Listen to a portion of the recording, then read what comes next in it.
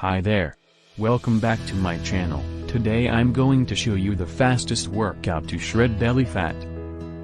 Are you getting sick of feeling bad about your belly fat? No more searching.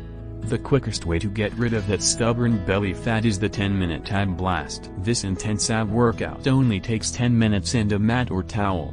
Let's get going. We begin with the plank. This is a great way to start warming up because it targets your core. After staying in this position for 30 seconds, take a 10-second break before moving on to the next exercise. The bicycle crunches come next. Your oblique and lower abs are the focus of this exercise. Before moving on to the next exercise, perform 20 repetitions and then rest for 10 seconds. Leg raises are our third activity. Your lower abs are the focus of this exercise. Before moving on to the next exercise, perform 20 repetitions and then rest for 10 seconds.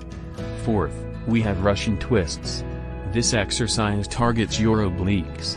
Perform 20 reps, then rest for 10 seconds before moving on to the next exercise. Lastly, we have mountain climbers. This exercise targets your entire core. Perform 20 reps, then rest for 10 seconds before moving on to the next exercise. And that's it.